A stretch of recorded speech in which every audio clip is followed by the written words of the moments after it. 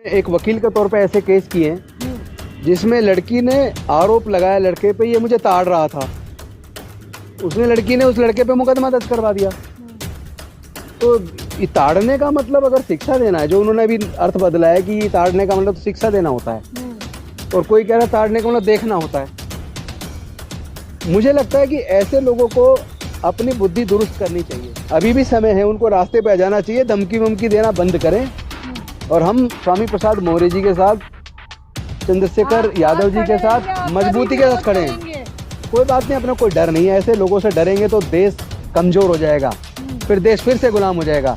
जब देश को बचाने की बात आएगी तो पहले देश के संविधान को बचाना होगा, और देश के संविधान को बचाने के लिए जो भी विरोध करे करने दो, जो भी कुर्बानी देनी पड़े हम देंगे, लेकिन इसके खिलाफ मुकदमा दर्ज होना चाहिए।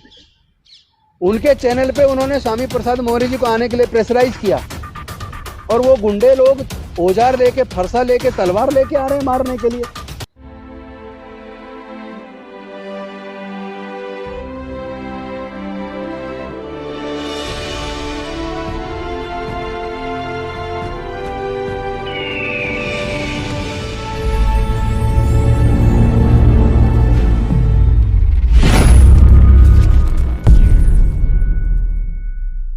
देख रहे होंगे कि रामचरितमानस का जो विवाद है वो थमने का नाम ही नहीं ले रहा। 21 लाख का इनाम भी रखा था, तो उन्हीं राजू दास और स्वामी प्रसाद मौर्य के बीच एक चैनल में डिबेट के दौरान ही बहस छिड़ी, और वो बहस देखकर ऐसा लग रहा था कि हाथापाई हो चुकी है। इसी विषय पर मेरे साथ चर्चा करने के लिए राजेंद्र पाल गौतम जी मौजूद हैं, जो किसी परिचय के मोहताज नहीं है। तो बिना देर करे मैं शुरुआत करना चाहूंगी। सबसे पहले मैं आपका स्वागत करना चाहूंगी। क्या कहेंगे, अब ये विवाद जो है वो थमने का नाम नहीं ले रहा है, क्या लगता है इसमें अब आगे क्या कड़ी जुड़ेगी?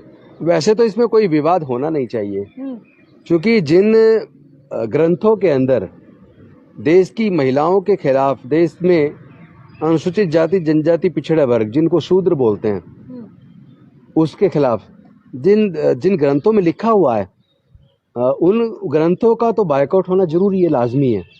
क्योंकि आज आधुनिक भारत में, भारत डॉक्टर बाबा साहेब अम्बेडकर जी के संविधान से चल रहा है।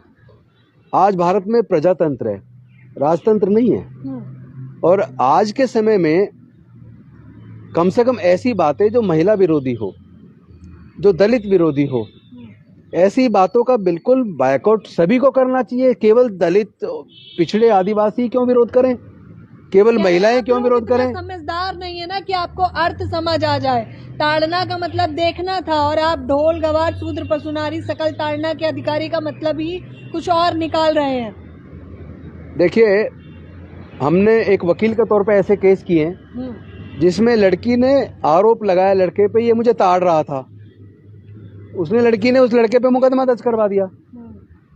तो ये ताड़ने का मतलब अगर शिक्षा देना है, जो उन्होंने अभी अर्थ बदला है कि ताड़ने का मतलब तो शिक्षा देना होता है, और कोई कह रहा है ताड़ने का मतलब देखना होता है।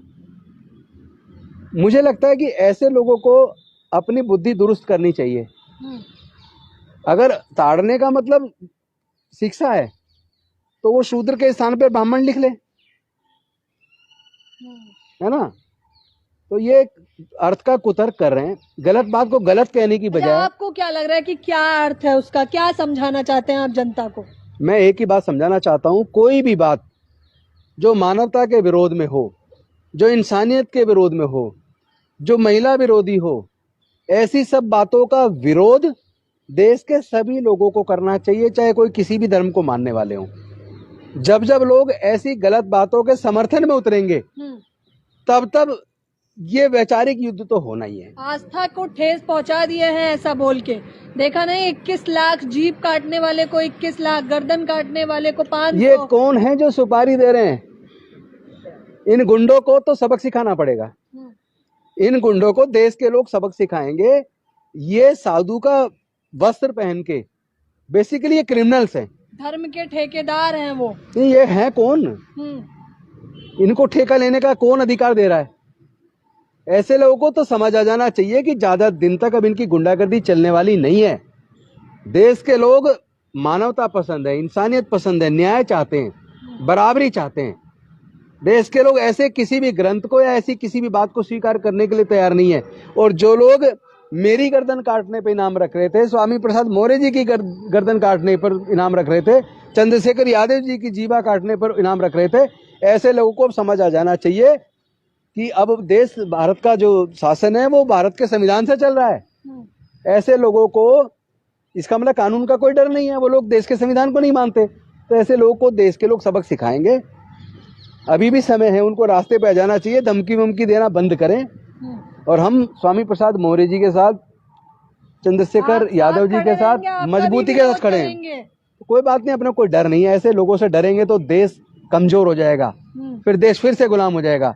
जब देश को बचाने की बात आएगी तो पहले देश के संविधान को बचाना होगा, और देश के संविधान को बचाने के लिए जो भी विरोध करे करने दो, जो भी कुर्बानी देनी पड़े हम देंगे, लेकिन न्याय की इस लड़ाई को अब अंजाम तक पहुंचा के छोड़ेंगे। अच्छा, एक न्यूज चैनल के दौरान ऐसी घटना हो जाना, मुझे लगता है कि ये जो न्यूज चैनल है एबीपी, इसके खिलाफ मुकदमा दर्ज होना चाहिए। उनके चैनल पे उन्होंने स्वामी प्रसाद मौर्य जी को आने के लिए प्रेशराइज किया, और वो गुंडे लोग औजार लेके, फरसा लेके, तलवार लेके आ रहे हैं मारने के लिए। क्या ये षड्यंत्र क्या एबीपी न्यूज वालों ने रचा था क्या? नहीं तो फिर अगर उन्होंने नहीं रचा तो उनको खुद मुकदमा दर्ज करवाना चाहिए। अच्छा, ऐसे गुंडों के खिलाफ कि वो भी शामिल थे? भैया तो शामिल है, नहीं तो फिर एबीपी न्यूज वाले खुद मुकदमा दर्ज करवाए ना, कि स्वामी प्रसाद मौर्य जी के मारने के लिए कौन लोग थे जो हथियार लेके आए। आप चैनल पे डिबेट करा रहे हो या फिर वहां किसी को मारने का मौका दे रहे हो? लेकिन आस्था को तो ठेस पहुंच गई है, देखा नहीं कितने सारे। कौन सी आस्था?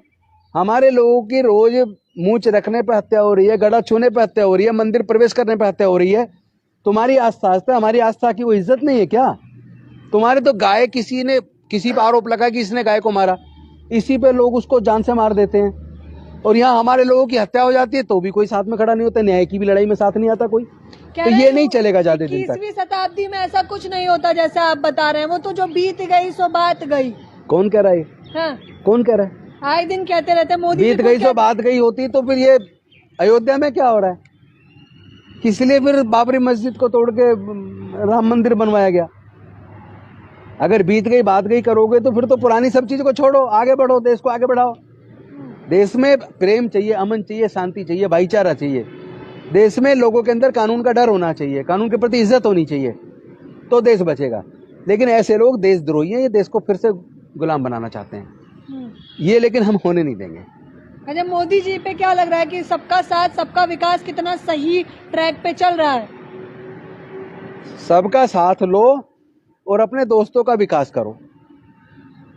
देश के जितने बड़े संस्थान थे, चाहे इंडियन रेलवेज हो, चाहे एयरपोर्ट्स हो, चाहे ओएनजीसी हो, चाहे एलआईसी या अन्य इंश्योरेंस कंपनी हो, चाहे बैंक्स हो, चाहे आईटीडीसी के होटल हो, देश के तमाम बड़े बड़े नवरत्न कंपनी बेच दी। जो हजारों करोड़ कमा के सरकार को देती थी वो घाटे में कैसी चली गई? जो उनका नेतृत्व कर रहे थे वो मैटरधारी, वो मेरिट वाले लोग कहाँ हैं? ये तो आप 24 को लेकर मुद्दा बना रहे हैं मोदी जी की छवि खराब करने के लिए। मोदी जी खुद अपनी छवि नहीं संभाल पा रहे, क्योंकि वो बोलते कुछ है, करते उसके उलट है। उन्होंने कहा था सबके अकाउंट में 15 लाख रुपए आएंगे, नहीं आए। अमित शाह उन्होंने, एक मिनट, पूरी बात होने दीजिए। उनके लिए सब कुछ जुमला है। उन्होंने कहा था हर साल 2 करोड़ लोगों को रोजगार देंगे, नहीं दिया। रोजगार देने के बाद छिन गए, नोटबंदी ला के लोगों को लाइन में खड़े होकर मरने के लिए मजबूर कर दिया, करोड़ों लोगों के रोजगार चले गए। तो 2 करोड़ रोजगार देने की बात तो दूर है, रोजगार लोगों के छीन लिया। उन्होंने कहा था बहुत हुई महंगाई की मार अब की बार मोदी सरकार, तो महंगाई कम होने की वजह और कई गुना ज्यादा बढ़ गई। महिलाओं पे वार कई गुना बढ़ गए, दलितों पे अत्याचार, पिछड़ों पे अत्याचार, आदिवासियों पे अत्याचार कई गुना ज्यादा बढ़ गए।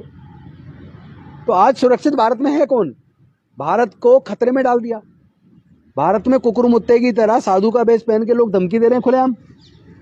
उनके खिलाफ मोदी जी कोई कार्रवाई नहीं कर पा रहे, या तो मोदी जी खुद मजबूर हैं, डरे में। उन्हें लगता है उनकी सत्ता तो जनता तय करेगी किसके हाथ में जाएगी, हम सत्ता से हमें कोई लेना देना नहीं है।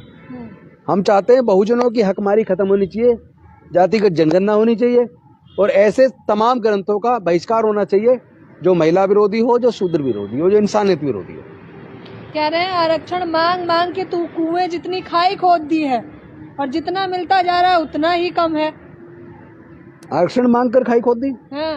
ये जातिवाद तो किसने बनाया? आरक्षण की वजह से बनाया क्या? ये तो जो लोग जातिवाद के समर्थक हैं वो लोग जवाब देना कि हजारों साल तक भारत में 90% लोगों को शिक्षा से, संपत्ति से, व्यापार से वंचित क्यों रखा? किसने रखा? वो लोग माँ की पेट से लेके जमीन पैदा हुए थे क्या? देश के सारे संसाधनों के वो मालिक बने बैठे हैं? जो प्राकृतिक संसाधन कोई माँ के पेट से लेके पैदा हुआ था क्या? उसमें दलित, पिछड़े, आदिवासी, इनका हक कहाँ है? इनको हक कब मिलेगा? ये हक हमारी ज्यादा दिन चलने वाली नहीं है। अपने लोगों का हक 90% लोग जिनको हजारों साल तक प्रताड़ित किया है उनके हक की लड़ाई तो लड़ी जाएगी और उनको हक दिलवाया जाएगा। आरक्षण छोड़िए, इस आरक्षण की बात करते हो, नौकरियां हैं कहाँ? नौकरियां तो है ही नहीं, तो आरक्षण कहाँ बचा? आरक्षण तो तुम खत्म कर चुके हो। आरक्षण शब्द रह गया है, असल ये आरक्षण धोखा बन गया है। एक बात बताइए, देश के बड़े बड़े संस्थान IIM, IIT, medical college, management college जो जनता के पैसे से सरकार ने बनाए, उनकी फीस इतनी ज्यादा कर दी कि आम आदमी, देश के 95% लोग वहां उनके बच्चे पढ़ ही नहीं सकते क्योंकि उसका फीस बहुत ज्यादा है। तो क्या जनता के पैसे से पूंजीपति लोगों के बच्चों को पढ़ाने के लिए इंस्टीट्यूट खड़े किए हैं? काहे की आरक्षण की बात करो? आरक्षण है कहाँ? बच्चा कहाँ है? इसका जवाब उन्हें देना पड़ेगा। अब तो हमें हिस्सेदारी, भागीदारी, ना केवल सत्ता में, ना केवल सुप्रीम कोर्ट में, हाई कोर्ट में, ना केवल कॉन्स्टिट्यूशनल बॉडीज के अंदर, हमें देश के प्राकृतिक संसाधनों में भी बराबर हिस्सेदारी, भागीदारी चाहिए। इस लड़ाई को हम लड़ेंगे और अंजाम तक पहुंचाएंगे। तो आप कह रहे हैं कि अभी नहीं मिल रहा है, बस नारा ही चल रहा है। कहाँ मिल रहा है बताओ ना? हाँ। नौकरियां हैं कहाँ? कह रहा है योग्य नहीं है, अब जो निकम्मे हैं उनके लिए नौकरियां कहाँ से आए? आत्मनिर्भर बन जाइए तो मोदी फिर जी। ये जवाब वो लोग दें जो लोग अपने आप को मेरिट वाला, काबिल समझते हैं। अगर वो इतने ही काबिल हैं, देश के सारे सर्वोच्च पद पे हुए, तो फिर वो सारे इंस्टीट्यूशन घाटे में जाके बेच कैसे गए? जवाब देना वो। एक दिन वो निकम्मे और नाकारा है। सवालों के जवाब तो इसलिए भारत गुलाम हुआ बार बार। अच्छा, इसीलिए इसलिए भारत बार बार गुलाम हुआ क्योंकि उन्होंने शस्त्र धारण करने का भी अधिकार कुछ ही लोगों को दे दिया। गरीब इसलिए हुआ क्योंकि व्यापार का अधिकार भी कुछ ही लोगों को दे दिया। देश की मेजोरिटी को तो सत्ता से, व्यापार से, संपत्ति से, सब संसाधनों से दूर रखा। इसलिए भारत बार बार गुलाम हुआ है, हजारों साल गुलाम रहा है। तो इसका मुख्य कारण यही आरक्षण की, जो बार बार एक ही बात की जाती है, आरक्षण भीख कुछ लोग कहते हैं इसे। तो बता दें कि आरक्षण भीख नहीं बल्कि उन सभी लोगों का हक है। शर्म आती है ऐसे लोगों पर जो जीभ काटने, हाथ काटने के लिए इनाम रखते हैं, और ऐसे चैनलों पर भी शर्म आनी चाहिए जो इस तरह की चीज़ों को बढ़ावा देते हैं। जबरदस्ती स्वामी प्रसाद मौर्य को उस डिबेट में बुलाया गया है और सोची समझी साजिश के तहत किया गया है। इसके कई सारे कारण तो इस वक्त आपने मेरे साथ सुन लिए होंगे। तो क्या लग रहा है, रामचरितमानस जो वो कह रहे थे कि बैन हो जानी चाहिए, अगर ये है तो बॉयकॉट हो जानी चाहिए, आपको क्या लगता है? केवल रामचरितमानस नहीं बल्कि कोई भी ऐसा ग्रंथ जो इंसानियत के खिलाफ हो, जो मानवता के खिलाफ हो, जो महिलाओं के खिलाफ हो, ऐसे किसी भी प्रकार के ग्रंथ का विरोध होना चाहिए। ऐसे ग्रंथों का बायकॉट होना चाहिए। ऐसे ग्रंथों पे छपने पे बैन लगना चाहिए। अब समय आ गया है, न्याय की लड़ाई को और देश को बचाने की लड़ाई को सबको मिलकर लड़ना चाहिए। अच्छा, बीजेपी कह रही थी कि हम कैसे ताड़ना के अधिकारी बता सकते हैं महिलाओं को, हम तो खुद देवी का स्वरूप बताते हैं। बीजेपी तो 4 दिन जुम्मा हुए बीजेपी को बने हुए। बीजेपी की बात नहीं कर रहे हम, इसको बीजेपी को लाइए मत बीच में। ये लड़ाई अंबेडकरवाद बनाम मनुवाद के बीच है। ये लड़ाई न्याय और अन्याय के बीच है। ये लड़ाई इंसानियत और हैवानियत के बीच है। ठीक है ना? इस लड़ाई में अब सबको तय करना पड़ेगा। जो मानवता पसंद लोग हैं, न्याय पसंद लोग हैं, वो लोग इधर आ जाएं। वो संविधान पसंद लोग हैं, संविधान बचाना चाहते हैं, वो लोग इधर आ जाएं। जो संविधान विरोधी लोग हैं, मानवता विरोधी लोग हैं, इंसानियत के विरोध में हैं, अन्यायवादी लोग हैं, जो रोज रोज शोषण करने वाले लोगों के सपोर्ट में खड़े हो जाते हैं, वो लोग हमसे दूर रहें। अच्छा, हिंदू राष्ट्र पे क्या कहेंगे? कह रहे हैं कि हिंदुओं की संख्या अधिक है तो हिंदू राष्ट्र बन जाने दीजिए, फिर कोई आस्था को ठेस नहीं पहुंचाएगा। सबक ले लो नेपाल से। नेपाल ने तो भारत से सबक लेके सेकुलरिज्म अपना लिया।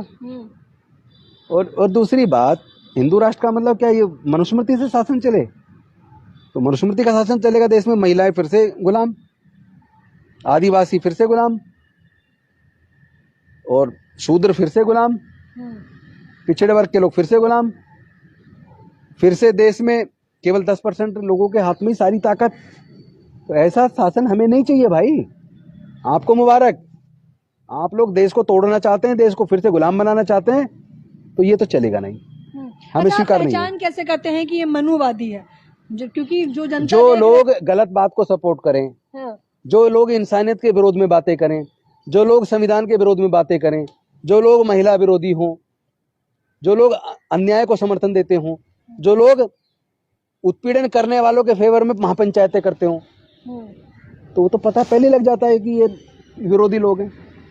जो लोग न्याय की बात करते हैं, संविधान की बात करते हैं, मानवता की बात करते हैं, उनका अलग पता चल जाता है। जाहिर तौर पर जो लोग आपको शिक्षा, स्वास्थ्य, रोजगार जैसे मुद्दों से हटाकर बस राम मंदिर के मुद्दों पर लाना चाहते हैं और हिंदू राष्ट्र बनाना चाहते हैं, तो ये बिल्कुल भी मुश्किल है, नामुमकिन आप कह लीजिए, क्योंकि ये देश जो है वो संविधान से चलेगा, ना कि हिंदू राष्ट्र से।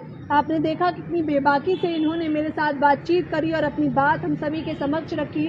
मैं चाहूँगी कि आप लोग मुझे अपनी राय बताना बिल्कुल ना भूलें।